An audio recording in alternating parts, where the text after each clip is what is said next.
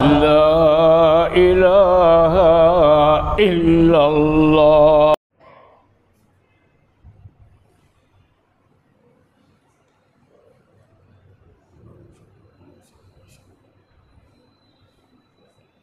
அஸ்ஸலாமு அலைக்கும் வரஹ்மத்துல்லாஹி தஆலா வபரகாத்துஹு. அல்ஹம்துலில்லாஹி ரப்பில் ஆலமீன். வஸ்ஸலாத்து வஸ்ஸலாமு அலா சய்யிதினா முஹம்மதின் வ அலா ஆலிஹி வ ஸஹ்பிஹி அஜ்மஈன். क़ாலல்லாஹு தஆலா ஃபில் குர்ஆனில் அஸீம் வல் ஃபுர்கானில் மஜீத். அஊது பில்லாஹி மினஷ் ஷைத்தானிர் ரஜீம். பிஸ்மில்லாஹிர் ரஹ்மானிர் ரஹீம். ரப்பனா ஆத்தினா ஃபித் துன்யா ஹஸனத்தன் வ ஃபில் ஆখিরাতি ஹஸனத்தன் வ கினா அஸாபன்னார். قال நபியினா ஸல்லல்லாஹு அலைஹி வஸல்லம் ഖൈറുன் நாஸ் மை யன்ஃபஉன் நாஸ். ஸதகல்லாஹு மௌலானல் அஸீம் வ ஸதக ரசூலுஹுன் நபியுல் கரீம். இறையருள் பொருந்திய இவ்வினிய மஸ்ஜிதில் நடைபெற்று கொண்டிருக்கிற நமது கண்ணியத்திற்குரிய மர்ஹூம் ஈசா ஹஸ்ரத் கிபிலா பெருந்தகை அவர்களின் நினைவேந்தல் நிகழ்வுக்கு ஏற்பாடு செய்து நடத்தி தந்து கொண்டிருக்கிற இந்த உடுமலை பூர்வீக மஸ்ஜிதினுடைய மரியாதைக்குரிய அனைத்து நிர்வாகப் பெருமக்களே, உடுமலை மடத்துக்குளம் வட்டார ஜமாத்துல் உலமா சபையினுடைய சங்கைக்குரிய உலமா பெருமக்களே, வருகை தந்திருக்கிற கண்ணியமிகு ஆலிம்களே, பெரியோர்களே, சகோதரர்களே, உங்கள் அனைவர்களுக்கும் ஆரம்பமாக அஸ்ஸலாமு அலைக்கும் வரஹ்மத்துல்லாஹி தஆலா வபரகாத்துஹு. இந்த உடுமலைப்பேட்டையை பற்றி எனது மனதிலே ஒரு தனி மரியாதை பிறந்தது. தமிழகத்தில் மட்டுமல்ல, இந்தியாவிற்கே இந்த உடுமலை மண் என்பது ஒரு பெரிய ஒளிமிக்க வரலாற்று சாதனையை ஏற்படுத்தியது. அதற்கு இரண்டு காரணங்கள், இரண்டு பள்ளிவாசல்கள். ஒன்று குட்டை மைதானத்தில் இருக்கிற அந்த பெரிய பள்ளிவாசல், மற்றொன்று இங்கே இருக்கிற பூர்வீக பள்ளிவாசல். எத்தனையோ பள்ளிவாசல்கள் உண்டு. இந்த இரண்டு பள்ளிவாசல்கள் மட்டும்தான் அரை நூற்றாண்டை கடந்து ஒரே இமாமை பணிக்கு வைத்து சேவையாற்றுகிற வாய்ப்பை வழங்கிய தமிழகத்து பள்ளிவாசல்களில் இந்த இரண்டு பள்ளிவாசல்கள் தான் தனித்துவத்தையும் மகத்துவத்தையும் பெறுகிறது. அந்த பெரிய பள்ளிவாசலிலே மர்ஹூம் அப்துல் பாரி மன்பகி ஹஜரத் பெருந்தகை 50 ஆண்டுகளை கடந்து அங்கே சேவை செய்தார். இங்கே மரியாதைக்குரிய ஈசா ஹசரத் பெருந்தகை 57 ஆண்டுகளை கடந்து பணி செய்தார். இந்த இரண்டு பள்ளிவாசல்கள் தனித்துவம் பெறுகிறது. அது உடுமலை மண்ணில் இருப்பதினால் இந்த உடுமலை மண் உன்னதம் பெறுகிறது. இது உள்ளத்திலே நினைத்து பார்க்குகிற ஒரு சாதாரண நிகழ்வு அல்ல. இது ஒரு நீண்ட நெடிய வரலாற்று தொடர்போல் இனி ஒரு முறை இனி ஒருவர் செய்து முடிக்க முடியாத, எந்த ஒரு நிர்வாகத்திற்கும் இப்படி ஒரு வாய்ப்பு கிடைக்க பெறாத ஒரு மிகச்சிறந்த விஷயம் இந்த உடுமலை மண்ணில் ஏற்பட்டது. அல்லாஹ் உடுமலை சார்ந்திருக்கிற எல்லா மக்களுக்கும் அல்லாஹ் அருள் புரிவானாக. இது ரொம்ப முக்கியமான ஒரு வரலாற்று நிகழ்வு. நான் இங்கே ஈசா ஹசரத் பெருந்தகை குறித்து பேசுவதற்கு முன்னாலே ஒரு விஷயத்தை நான் கோடிட்டு காட்ட ஆசைப்படுகிறேன். முஃமினாக முஸ்லிமாக பிறந்த எல்லோருக்கும் தெரிந்த ஒரு துவா தான் முன்னால் சொல்லப்பட்ட துவா. இந்த துவாவை கேட்காத, இதை சொல்லாத, கேள்விப்படாத யாருமே இருக்க முடியாது. அந்த துவா தான் என்ன துவா? என்ன துவாங்க? சத்தமா ஒரு தடவை சொல்லுவோமா? என்ன துவா? ரப்பனா ஆத்தினா ஃபித் துன்யா ஹஸனத்தன் வ ஃபில் ஆখিরাতি ஹஸனத்தன் வ கினா அஸாபன்னார். இதில் 3 கோரிக்கையை வைக்கிறோம் அல்லாஹ்ட்ட. இந்த உலகத்தினுடைய வாழ்க்கையை எங்களுக்கு அழகானதாக ஆக்கி கொடுன்னு கேட்குறோம். அடுத்து கேட்குறோம், மறு உலக வாழ்க்கையை எங்களுக்கு அழகானதாக ஆக்கி கொடுன்னு கேட்குறோம். மூணாவதாக கேட்குறது, நரகத்திலிருந்து எங்களுக்கு விடுதலையை கொடுன்னு 3 கோரிக்கையை தான் இந்த துவாவில் நாம் கேட்குறோங்க. இப்ப கேட்கிற இந்த துஆவில் 2 இடத்துல அல்லாஹ்ட்ட நம்ம கேட்கிறது என்னன்னா, ஃபித்துன்யா ஹசனத்தன் வஃபில் ஆகிரத்தி ஹசனத்தன், இங்கேயும் அழகாக்கி கொடு அங்கேயும் அழகாக்கி கொடுன்னு 2 இடத்துல அழகை கேட்கிறோம். அழகானதாக கொடுன்னு கேட்கிறோம். அல்லாஹ் நம்மளை எப்படி படைச்சதா சொல்றான்னா, லக்கது ஹலக்னல் இன்சான ஃபீ அஹ்ஸனி தக்வீம், நிச்சயமாக மனிதனை நான் அழகாக படைத்திருக்கிறேன் அப்படிங்கிறான். ரசூலுல்லாஹி ஸல்லல்லாஹு அலைஹி வஸல்லம் அவர்களை குறித்தும் நாம் உஸ்வத்துன் ஹசனா, அவர் அழகான நடைமுறைக்கு சொந்தக்காரர். இப்படி எல்லாமே இந்த அழகு சார்ந்தே சொல்லப்படுகிறது. இப்போ இந்த உலகத்தில் நாம் அழகு கேட்கிறோமே, அழகுனா என்ன? நம்ம அடுத்தவங்க கண்ணுக்கு ரொம்ப லட்சணமா, பார்க்கறதுக்கு ரொம்ப சந்தமா, இவர் பாரு என்ன மாதிரி இருக்கார், அதான் நாம் உடுத்திருக்கிற உடை அழகான உடை இதா, நமது உடல் கட்டமைப்பு இதா, அல்லது நாம் பயன்படுத்துகிற வீடு, வாகனம், பொருட்கள், துன்யாவின் வஸ்துக்கள் எல்லா மனிதர்கள் பார்க்குகிற காட்சிகளுக்கு அழகாக தெரிகிறது இதுவா? இந்த அழகையா இந்த ஃபித்துன்யா ஹசனத்தின் மக்சத்? எந்த அழகு முக்கியமானது என்று பார்க்கிற போது அழகு என்பது என்ன என்று நமக்கு சொல்லித் தருகிற போது, ஹக் உண்மையாக இருத்தல், அதபு ஒழுங்காக இருத்தல், இந்த 2ஓடு சேர்ந்திருக்கிற ஒரு அழகான வாழ்க்கை. இந்த அழகான வாழ்க்கை என்பது மனமோடு சம்பந்தப்பட்டது. கண்ணுக்கு காட்டுகிற காட்சிகளில் அழகு அல்ல, குணத்தால் அழகு. ஒரு மனிதன் குணத்தால் அழகாகிற போது அதுதான் அழகு. அந்த நல்ல நடைமுறை ஒரு மனிதனிடத்தில் வந்து விடுகிற போது அதுதான் அழகு. அந்த அழகில் முக்கியமானது என்ன? நீ அல்லாஹ்விடத்தில் நடக்குகிற நடைமுறையிலும் அழகாக இருக்க வேண்டும். ஒரு மனுஷன்ட்ட நீ நடக்கிற நடைமுறையிலும் அழகாக இருக்கணும். அல்லாஹ்வுடைய நடைமுறையில் அழகாக இருப்பதை போல் அதில் இருந்துட்டு மனுஷன்ட்ட நடக்கிற நடைமுறையில் நீங்கள் அழகாக நடக்கவில்லை என்றால், அழகு என்றால் ஹக்கு அதபு, உண்மையாக இருத்தல், ஒழுங்கான நடைமுறையில் இருத்தல், இது சார்ந்திருக்கிற குணம் ஒரு மனிதனுக்கு அமைந்து விடுகிற போது இதுதான் அழகு. அப்படி என்றால் மனுஷன்ட்ட அழகா நடக்கணும். ஒரு மனுஷன் இன்னொரு மனுஷன்ட்ட அழகான, அந்த மனிதனுக்கு இடையூறு இல்லாத ஒரு வாழ்க்கையை வாழுதல் என்பது இருக்கிறதே, இதுதான் அழகான வாழ்க்கை. அதனால தான் நபிகள் நாயகம் ஸல்லல்லாஹு அலைஹி வஸல்லம் அவர்கள் ஈமான் என்பது 73 பங்கு, அதில் உயர்ந்தது லா இலாஹ இல்லல்லாஹ் அலா, அதில் தாழ்ந்தது அந்த 73வது பங்குல ஒன்று, பாதையில் கிடக்கும் கற்களையும் முற்களையும் பாதசாரிகளுக்கு இடையூறு தரத்தக்க வகையில் இல்லாமல் தள்ளி போடுதல். ஒரு மனுஷனுக்கு இடையூறு இல்லாம வாழ்ற வாழ்க்கையே அதுதான் ஈமான், அதுதான் அழகு. இப்போ சூஃபித்துவம், நாம திக்ரு ஓதுறோம், திக்ரு மஜ்லிஸ் நடத்துறோம், நிறைய அமல் செய்கிறோம், எல்லாமே இருக்கிறது. இவைகள் நமது உள்ளத்தை அல்லாஹ்விடத்திலே ஃபனாவாக்குகிறது. அப்படி ஃபனாவாக்குவது எதை பெற்றுத்தர வேண்டும் என்று சொன்னால், மனுஷன் இன்னொரு மனுஷன்ட்ட சகஜமா இருக்கணும், எளிமையா இருக்கணும். ஒரு மனிதனிடத்தில் இன்னொரு மனிதன் பெருமை பாராட்டக்கூடாது. இப்படி இந்த மனிதன் தன் மனதை ஒருநிலைப்படுத்தி அவைகளில் குண நலன்களால் அவன் விஞ்சி நிற்பது இருக்கிறதே, இதுதான் அழகான வாழ்க்கை. அன்புக்குரியவர்களே, இப்போ இதையெல்லாம் நான் எதுக்கு சொல்ல வர்றேன் அப்படின்னு நாம் பார்க்கும்போது, நான் தெரிந்ததை விட நீங்கள் அதிகம் தெரிந்து வைத்திருக்கக்கூடியவர் தான் நமது மரியாதைக்குரிய ஈசா ஹஜரத் பெருந்தகை அவர்கள்.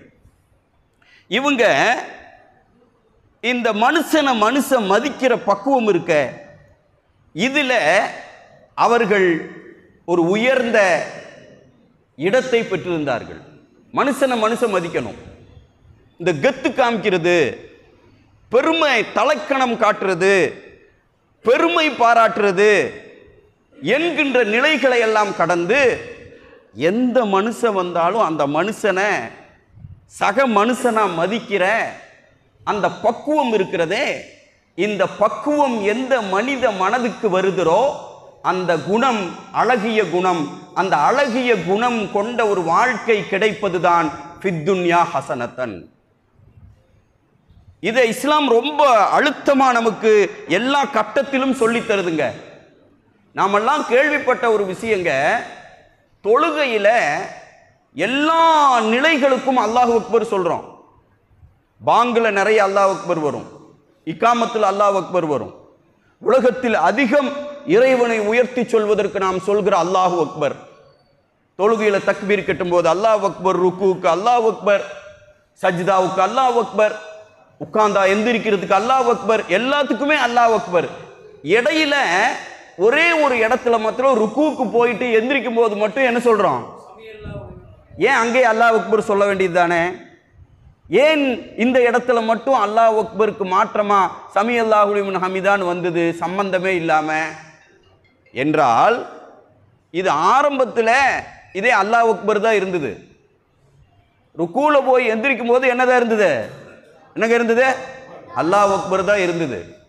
இது இடையில அப்படி மாறுது. எப்போ மாறுதுன்னா, நபி ஸல்லல்லாஹு அலைஹி வஸல்லம் அவர்கள் தொழுகை நடத்தி கொண்டிருக்கிறார்கள். தொழுகை இமாமத்து செய்து கொண்டிருக்கிற போது, இமாமத்து என்பது என்ன இந்த இடத்துல தெரிஞ்சுக்கணும். இமாமத்து என்பது நுபுவத்து யாருக்கு கிடைக்கப்பட்டதோ அவர்கள் தான் செய்யணும். ஒரு நபி இருக்கும்போது இன்னொருத்தர் இமாமத்து செய்ய முடியாது. ஒரு ரசூல் இருக்கும்போது இன்னொருவர் இமாமத்து செய்ய முடியாது. நுபுவத்தின் பணி, நுபுவத்தின் சேவை, வேலை இல்லை, பணி அல்ல. நுபுவத்தின் பங்கு, சேவை இமாமத். ரசூலுல்லாஹி ஸல்லல்லாஹு அலைஹி வஸல்லம் அவர்கள் உயிரோடு இருக்கும் வரை 17 வக்துகளை தவிர எல்லா வக்தையும் பெருமானார் தான் தொழ வைத்தார்கள். அப்போ ஒரு நபி இருந்தா அந்த நபி தான் செய்யணும். என்னன்னா, இது நபியின் நுபுவத்தின் நபித்துவத்தின் சம்பந்தப்பட்ட ஒன்று. இது வேலைக்காரத்தனம் அல்ல, ஒரு பணி அல்ல, இது ஒரு ஹிதுமத். அடுத்து ரசூலுல்லாஹி ஸல்லல்லாஹு அலைஹி வஸல்லம் அவர்களுக்கு பிறகு ஹிலாஃபத், யாரு இஸ்லாமிய ஆட்சி தலைவராக இருக்கிறாரோ அவர் தான் தொழு வைக்கணும். அபூபக்கர் நாயகம் இருக்கும் வரை வேறு ஒருவர் இல்லை, உமர் நாயகம் இருக்கும் வரை வேறு ஒருவர் இல்லை, உஸ்மான் நாயகம் இருக்கும் வரை அலி நாயகம், எல்லாம் அவங்க இருந்த யாரு இஸ்லாமிய ஹிலாஃபத்தின் தலைமைத்துவத்தில் இருக்கிறார்களோ அவர்கள் தான் இமாமத்து செய்யணும். இமாமத்து என்பது நுபுவத்தின் ஒன்று, ஹிலாஃபத்தின் ஒன்று, ரிசாலத்தின் ஒன்று. அப்போ இந்த பணி ரசூலுல்லாஹி ஸல்லல்லாஹு அலைஹி வஸல்லம் அவர்கள் சார்ந்திருக்கிற பணி. இன்றைய உலகத்தினுடைய நிலைப்பாடுகளில் முன்னால் பேசிய ரஹீம் அஜித் சொன்னது மாதிரி முதலாளி தொழிலாளிங்கிற மாதிரி உண்டான சூழல் உருவாகிவிட்டது. இது வருந்தத்தக்க ஒன்று. இப்போ ரசூலுல்லாஹ் தொழு வச்சுட்டு இருக்காங்கங்க, இமாமத்து செய்து கொண்டிருக்கிற போது ரசூலுல்லாஹி ஸல்லல்லாஹு அலைஹி வஸல்லம் அவர்கள் ருக்கூவிலே இருக்கிறார்கள். ருக்கூவிலே இருக்கும்போது ருக்கூவில் இருக்கிற பெருமானார் ஸல்லல்லாஹு அலைஹி வஸல்லம் அவர்களுக்கு ஒலு செய்துவிட்டு ஒருவர் சப்புல வந்து சேர்றதுக்கு வேண்டி வேகமா வர்ற சத்தம் ரசூலுல்லாஹ்க்கு கேட்குது. ரசூலுல்லாஹ் எங்க இருக்காங்க? ருக்கூவில், பின்னாடி சஃப்பு, முன்னாடி ரசூலுல்லாஹ் ருக்கூவிலே இருக்கிறார்கள். பின்னாடி யாரோ ஒருத்தர் வேகமாக வந்து தொழுகை சஃப்பு ரக்காத்து கிடைக்கணுங்கிறதுக்கு வேண்டி ஓடி வர்ற அந்த சப்தம் ரசூலுல்லாஹி ஸல்லல்லாஹு அலைஹி வஸல்லம் அவர்களுக்கு கேட்கிறது. அப்படி கேட்கும்போது ரசூலுல்லாஹ் என்ன பண்ணுறாங்க? வந்து அவர் வந்து இந்த சஃப்புல சேரட்டும் அப்படின்ட்டு ரசூலுல்லாஹி ஸல்லல்லாஹு அலைஹி வஸல்லம் ருக்கூவிலேயே இருந்துடுறாங்க. எதுவரை? வந்து அவர் சஃப்புல சேர்ந்து, ஏன்னா ருக்கூவில் சேர்ந்தா தான் அந்த ரக்காத்து கிடைக்கும். ருக்கூவிலிருந்து இமாம் எந்திரிச்சிட்டா அந்த ரக்காத்து கிடைக்காது. அதனால ரசூலுல்லாஹ் இவருக்கு ஒரு ரக்காத்து கிடைக்க வேண்டும் என்பதற்காக வேண்டி யார் வருகிறாரோ அவர் சேரணுங்கிறதுக்கு வேண்டி தொழுகையில் ருக்குவிலேயே இருக்கிறாங்க. அவர் சேர்ந்துட்டார். வேகமா தக்பீரை தஹ்ரீமா கட்டிட்டு அவர் தொழுகையில் சேர்ந்துட்டாருங்க. சேர்ந்து அவருங்க தொழுகை ரக்காத்து கிடைச்சது, ருக்குவில் கிடைச்சதுமே அவருக்கு ஒரே சந்தோஷம். சந்தோஷத்தில் அவர் என்ன பண்ணிடுறாரு, அல்ஹம்துலில்லாஹ் அப்படின்னு ருக்குவில் கிடைச்ச சந்தோஷத்தில் ருக்குவில் இருந்தபடியே அல்லாஹ்வை புகழ்கிறார். புகழ்ந்ததும் அப்புறம் ரசூல் ஸல்லல்லாஹு அலைஹி வஸல்லம் என்ன பண்றாங்கன்னா, அல்லாஹு அக்பர்னு வளமையா சொல்லி எந்திரிக்கிறத விட்டு விட்டு அப்போ என்ன பண்றாங்க, சமி அல்லாஹு லிமன் ஹமிதா, யார் அல்லாஹ்வை புகழ்ந்தாரோ அதை அல்லாஹ் கேட்டு விட்டான் என்று சொல்லிட்டு ரசூலுல்லாஹி ஸல்லல்லாஹு அலைஹி வஸல்லம் எழுந்து அந்த சமி அல்லாஹு லிமன் ஹமிதான்னு எந்திரிக்கிறாங்கங்க. அன்னையிலிருந்து தான் இந்த சமி அல்லாஹு லிமன் ஹமிதாங்கிறதே என்னாச்சு, உருவாச்சுங்க. இடையில வந்தது தான். இதில் தொழுகையில் இருக்கிற பெருமானார், பின்னால் வருகிற சஹாபி அது அபூபக்கர் சித்திக் ரலியல்லாஹு தஆலா அன்ஹு, அவங்க தான் இப்படி கொஞ்சம் வேகமாக ருக்குவில் சேர்ந்த அவங்க தான் அல்ஹம்துலில்லாஹ்னு சொன்னது. அவங்க சொன்னதுக்கு தான் ரசூலுல்லாஹ் சமி அல்லாஹு லிமன் ஹமிதான்னு சொன்னது. இப்படி ஒரு நிகழ்வு. இந்த நிகழ்வில் நாம் தெரிஞ்சுக்க வேண்டிய விஷயம் ஒன்று இருக்குது.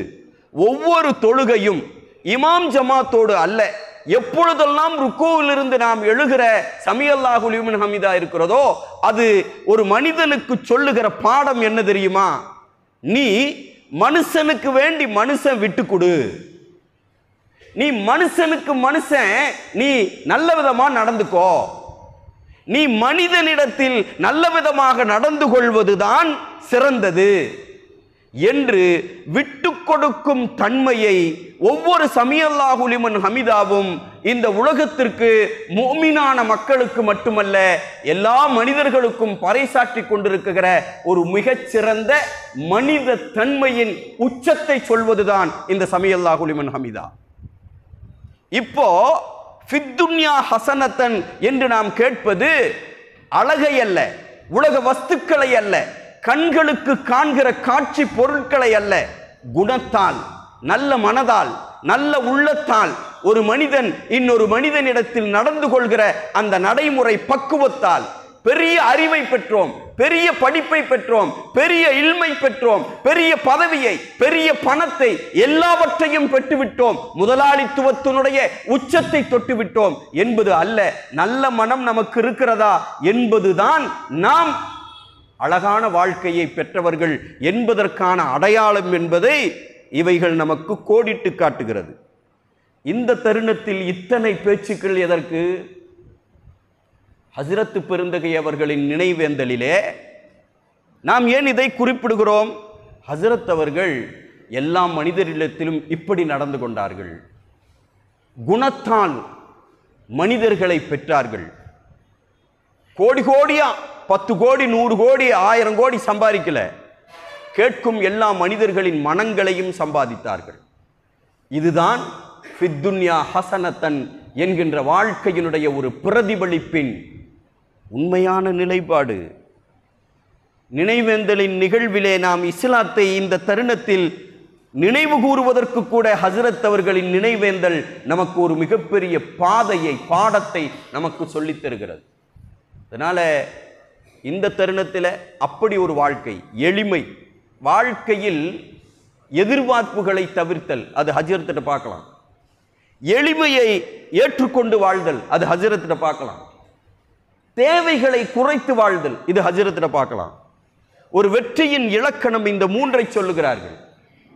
நம்மளுடைய நண்பர் ஹஜ்ரத் அவர்களுடைய மகனார் யூசுப் சிராஜி ஹஜ்ரத், நான் பொள்ளாச்சியில் பணியாற்றிட்டு இருந்தேன். அவங்கள்ட்ட பேசும்போது சொல்கிறாங்க, பொள்ளாச்சியிலே நான் ஷாஃபி பள்ளிவாசலில் இமாமாக இருந்தேன். அவர் அம்பராம்பாளையம் பள்ளியில் ஓதி கொடுத்துட்டு இருந்தார். ஈசா ஹஜ்ரத் இங்கே இமாமாக இருக்கார். இவர் அங்கே ஓதி கொடுக்குற மதரசாவில் இவருக்கும் 2500 ரூபா சம்பளம், இங்கே இமாமாக இருக்கக்கூடிய ஹஜ்ரத்துக்கும் 2500 ரூபா சம்பளம். இவர் பிறந்து இவர் இப்போ ஓத வச்சு இவர் இமாமாயி இவர் போய் ஒரு மதரசாவில் அரபிக் காலேஜில் பேராசிரியராக இருந்து ஊதியம் வாங்குகிற ஊதியத்தையே இத்தனை வருஷம் கழிச்சும் அவர் பெறுகிற நிலைகளில் ஒரு காலகட்டம் இருந்திருக்கிறது என்றால் இதை ஏற்றுக்கொள்கிற பக்குவம் இன்னைக்கெல்லாம் யாருக்குமே வராது. இன்றைய வாழ்க்கை என்பது பொருளாதார உலகம், அவ்வளோதான். மனுஷனுக்கு 2 சக்கராத்து, ஒன்று உசுறு போகும்போது, இன்னொன்று தன்னிடம் இருந்து பணம் போகும்போது, அல்லது தனக்கு கிடைக்கப்பெறாத பணம் கிடைக்காத போது. இதுதான் மனுஷ வாழ்க்கை. எதில் வேண்டுமானாலும் மனித சகிச்சுக்குவான், பண விஷயத்தில் சகிக்க முடியாது.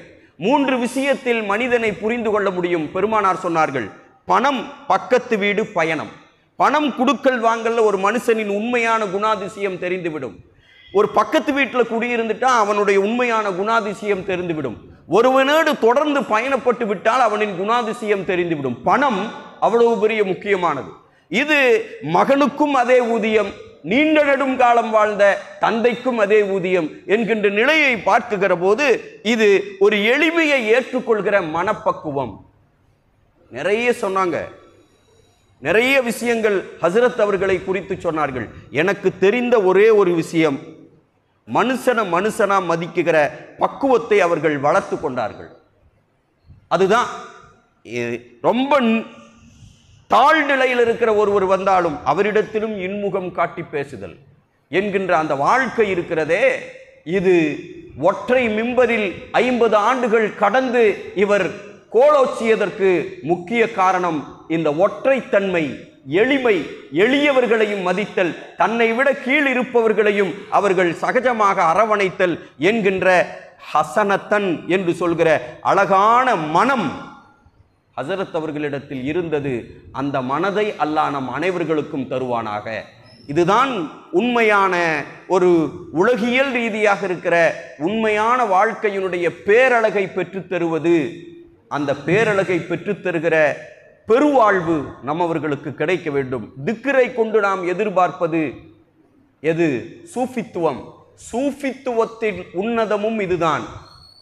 நீங்கள் எளியவர்களை மதிக்கணும். நீங்க பெரிய திக்ரு, பெரிய இது இபாதத்து, அமல், இது எல்லாமே என்ன ஆயிரணும்னா நம்ம ஃபனாவாயிரணும்.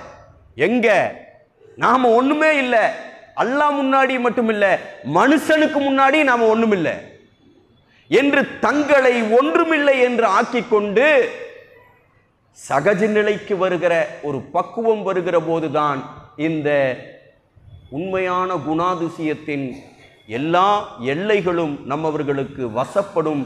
அந்த ஒரு வாழ்க்கையை வாழ்ந்து சென்றுவிட்ட ஹஸ்ரத்து பெருந்தகை அவர்களுடைய வாழ்வில் நாம் காணுகிற அந்த உண்மையான வழிமுறைகளை நமது வாழ்விலும் கடைபிடித்து வாழுகிற உயர்ந்த நசீபை அல்லாஹ் நம் அத்தனை பேர்களுக்கும் தந்து நல்லருள் புரிவானாக என்று துவா செய்தவனாக, ஹசரத் அவர்கள் இந்த ஊருக்கும் ஜமாத்துல் உலமா சபைக்கும் இன்னபிற எல்லா நிகழ்வுகளுக்கும் அவர்கள் செய்த சேவையை எல்லாம் அங்கீகரிப்பானாக. அவர்களுக்காக நாமெல்லாம் கேட்குகிற பிரார்த்தனைகளை அங்கீகரித்து அல்லாஹ் சொர்க்கத்தின் பூஞ்சோலையில் அவர்களுக்கு உயர்ந்த ஜன்னத்துல் ஃபிர்தௌஸ் எனும் உயர்ந்த கூலியை எல்லாம் அவர்களுக்கு வழங்கி நல்லருள் புரிவானாக என்று துவா செய்தவனாக, இந்த எளியவனுக்கு இவ்வாய்ப்பை அளித்த பூர்வீக பள்ளிவாசலின் நிர்வாகப் பெருமக்கள், உடுமலை மடத்துக்குளம் வட்டார ஜமாத்துல் உலமா சபையினுடைய தகுதி வாய்ந்த உலமா பெருமக்கள், இவ்வளவு நேரம் இவைகளை செவிமடுத்து கேட்டுக்கொண்டிருந்த உங்கள் அத்தனை பேர்களுக்கும் நன்றியை தெரியப்படுத்தி முடிக்கிறேன். வாஹர் தவானா அல்ஹம்துலில்லாஹி ரப்பில் ஆலமீன். அஸ்ஸலாமு அலைக்கும் வரஹ்மத்துல்லாஹி தஆலா வபரகாத்துஹு.